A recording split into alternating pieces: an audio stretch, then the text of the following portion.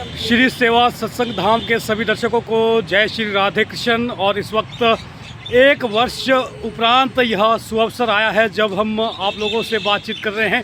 इस वक्त मैं खड़ा हूं दिल्ली के केंद्रीय सचिवालय के मेट्रो स्टेशन के बाहर और हमारे साथ पूजनीय दास महेश व्यास जी और उनकी पूरी ये टीम, ये परिकर जो जा रहे हैं कथा प्रसंग के लिए बिहार बापू धाम मोतिहारी ज़िला। एक बार फिर से सोमनाथ महाराज के चरणों में हाजिरी भरने बिनबलिया गांव में। और इस वक्त आप देख पा रहे हैं कि केंद्रीय सचिवालय का मेट्रो स्टेशन और ठीक सामने ये भारत का राष्ट्रपति भवन, जी हाँ, इससे थोड़ी ही दूर में स्थित है इंडिया गेट, जो कि अपने आप में बहुत प्रसिद्ध है, दर्शनीय स्थल है और कहते हैं कि हमारे पूरे भारत की शान है। दिल्ली की तो आन बान शान और जान सब इंडिया गेट है। और आइए हम भी अब चलते हैं इंडिया गेट की तरफ और वहीं से आप सभी को अगली तस्वीरें साझा करेंगे। उससे पहले यहाँ देखिए कितना आनंद ले रहे हैं इस मेट्रो स्टेशन के बाहर इस जल के साथ फोटोग्राफी करते हुए, आनंद लेते हुए, क्योंकि अभी हमारी जो ट्रेन है वो है 4:35 में पुरानी दिल्ली रेलवे स्टेशन से। तब तक के लिए हम आप लोगों को दिल्ली के अंदर की खूबसूरत तस्वीरें लेकर के आएंगे। चलिए इंडिया गेट की तरफ बढ़ते हैं। ये इंडिया गेट है, इधर का और इधर दिल्ली के इंडिया गेट के सामने हम लोग खड़े हैं और सामने ये कर्तव्य पाथ और मेरे ठीक पीछे है भारत की गरिमा को संजोए हुए सर्वोच्च भवन राष्ट्रपति भवन की ये खूबसूरत तस्वीरें। और अब हम नज़दीक चलते हैं इंडिया गेट के और इंडिया गेट को हम नज़दीक से आपको दिखाएंगे। आप सभी बने रहिए मेरे साथ। इस वक्त कर्तव्य पथ के साथ साथ बने एक पैदल मार्ग पर हम आगे बढ़ रहे हैं। ये हमारे अरुण पामटा जी और कृष्ण लाल जी जो हमारे रसोईया मामा हैं और उनके साथ देव शांडिल जी, और ये हमारे रोशन लाल मामा जी हैं, बांसुरी वादक है, हिमाचल प्रदेश के ही नहीं भारतवर्ष के जाने पहचाने कलाकार हैं। और ये देखिए पूजनीय व्यास जी महाराज और साहिल भारद्वाज इस वक्त। और इससे पहले हम बच्चों से मिले जो बच्चे नगलोई स्कूल से यहाँ पर आए हैं इंडिया गेट देखने के लिए। अभी तक उन्होंने इंडिया गेट देखा नहीं, तो उनसे पहले हम लोग आगे बढ़ रहे हैं इंडिया गेट की तरफ। और अब हमारा ये सफ़र यहाँ पर हमें सुकून दे रहा है, क्योंकि अब हम यहाँ पर पहुँच चुके हैं। सामने है दिल्ली का ऐतिहासिक इंडिया गेट और हम सब लोग इसके ठीक सामने। अब हम नज़दीक जाकर के इंडिया गेट का आनंद लेंगे, दर्शन लेंगे। और चलिए आप भी हमारे साथ बने रहिए। थोड़ी देर में आपको और भी नज़दीक से तस्वीरें दिखाते हैं इंडिया गेट की, भारतवर्ष की शान इंडिया गेट। और अब हम इंडिया गेट की तरफ बढ़ रहे हैं। ये अंडरपास रास्ता बना है इंडिया गेट के नज़दीक जाने का। और ये हमारा पूरा परिकर पूजनीय व्यास जी महाराज जी के साथ एक बार फिर सोमनाथ की धरती अरेराज बिहार के लिए हम लोग निकल चुके हैं। और इस वक्त दिल्ली के इंडिया गेट के समीप हम पहुंच रहे हैं। बहुत ही आनंद हमने यहाँ पर लिया। इंडिया गेट के बाहर हमने फोटोग्राफर के कैमरे से कुछ खूबसूरत तस्वीरें यहाँ पर खींची और वो तस्वीरें बहुत जल्द हम फेसबुक पेज के माध्यम से आप लोगों के बीच भी साझा करेंगे। चलिए आगे बढ़ते हैं इंडिया गेट की तरफ।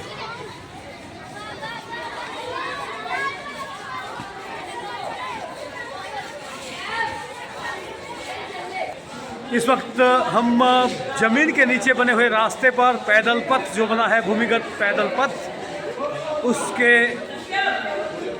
साथ आगे बढ़ते हुए हम लोग इंडिया गेट के पास निकलने वाले हैं थोड़ी देर में।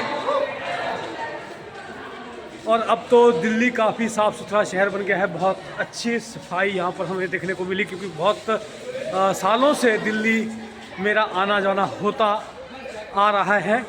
और अब मैं देखता हूँ कि दिल्ली में भी काफ़ी परिवर्तन हो चुका है। चंडीगढ़ की तरह ही काफ़ी स्थान दिल्ली में बहुत सुंदर और स्वच्छ तरीके से यहाँ पर रखे गए हैं, दर्शनीय स्थल खास तौर पर। और इस वक्त उसी में से एक इंडिया गेट।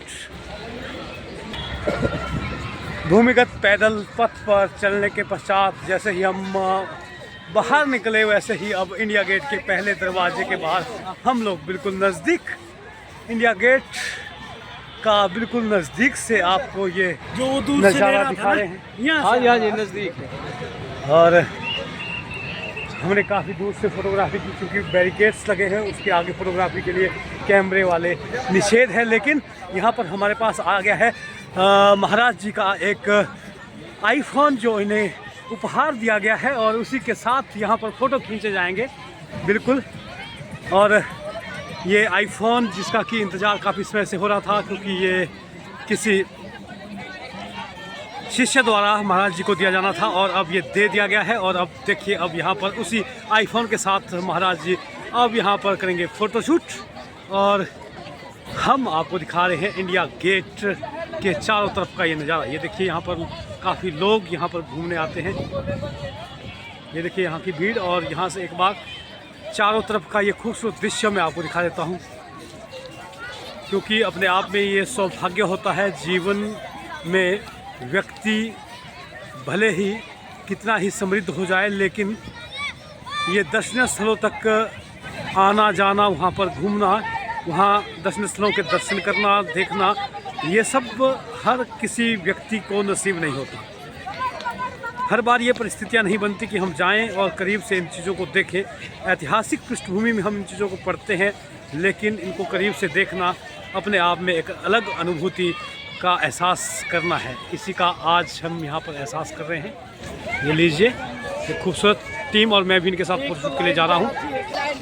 और अब हम महाराज जी को मैं छोड़ चुका हूँ उनके परिकर के साथ, क्योंकि वो कर रहे हैं फ़ोटोशूट, और अब मैं जा रहा हूँ थोड़ा नज़दीक। जितना नज़दीक मैं जा पाऊँगा उतने नज़दीक से मैं सामने बना है एक खूबसूरत यहाँ पर स्मारक, और ये स्मारक मुझे नज़र आ रहा है देश के पहले प्रधानमंत्री पंडित जवाहरलाल नेहरू का। शायद इतना तो करीब जाकर ही मालूम पड़ेगा।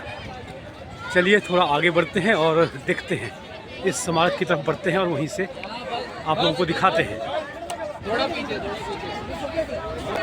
अब मैं बिल्कुल इंडिया गेट के नीचे खड़ा हूं, और यहाँ पर क्योंकि हिदायत दी गई है कि स्मारक की दीवार, खंभे और जंजीर को ना छुएं, इसलिए यहाँ से आगे मैं नहीं बढ़ूँगा, क्योंकि इस गेट से प्रवेश निषेध है। आगे जाने के लिए मुझे दाएं या बाईं तरफ से जाना होगा। एक बार आप भी देख लें ये खूबसूरत नज़ारा। दिल्ली, या यूँ कहूँ कि भारत की आन बान शान को बनाए रखने वाला ये इंडिया गेट, इतना खूबसूरत स्थल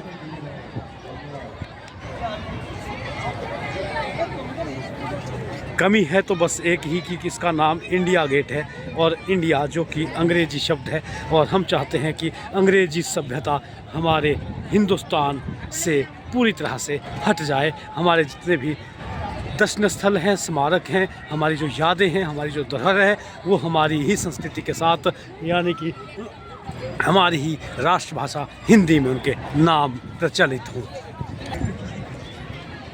तो लीजिए, आखिरकार मैं पहुंच चुका हूं उस स्मारक के पास, जिसे नज़दीक से आप सभी को दिखाने के लिए मैं यहां तक पहुंचा हूं। और ये मेरे सामने स्मारक है आज़ाद हिंद फौज के संस्थापक नेताजी सुभाष चंद्र बोस का। ये खूबसूरत भव्य स्मारक अपने आप में आज़ादी की उस लड़ाई और संघर्ष की याद दिलाता हुआ ये खूबसूरत स्मारक। और ये देखिए यहाँ पर कितना अच्छा पार्क, जिसके अंदर यह स्मारक स्थापित किया गया है, अपने आप में अद्भुत, अद्वितीय। किस तरह से उस समय में इतने अच्छे ये निर्माण किए गए हैं, वो क्या इंजीनियरिंग थी, कितना भव्य, दिव्य और सुंदर निर्माण किया गया है। और आज के वैज्ञानिक युग में इससे ये सीखना होगा कि हम आगे बढ़ रहे हैं या पीछे हट रहे हैं। हम विकास की नई ऊंचाइयों के लिए नई टेक्नोलॉजी के साथ आगे तो बढ़ रहे हैं, लेकिन कहीं ना कहीं हम चूकते जा रहे हैं। हमारे जो भी विकासात्मक कार्य होते हैं उसकी जो गुणवत्ता है वो कहीं ना कहीं प्रश्न चिन्ह अपने आप में खड़ी कर देती है जब हम इस तरह के स्मारक देखते हैं, इस तरह की इमारतें देखते हैं कि उस ज़माने में बनाई गई है। ये अपने आप में सोचने का विषय है। चलिए अब इस यात्रा के साथ हम आप सब लोगों से अलविदा लेते हैं। अपनी इस यात्रा में हम आगे बढ़ेंगे। 4:35 में हमारी यहाँ से चंपारण हमसफ़र रेलगाड़ी बिहार के लिए रवाना होनी है। अब हमें जाना है, भोजन करना है, अन्य कार्य करने हैं, थोड़ा और दिल्ली भ्रमण करना है। तब तक के लिए आप सभी से अलविदा लेना चाहेंगे।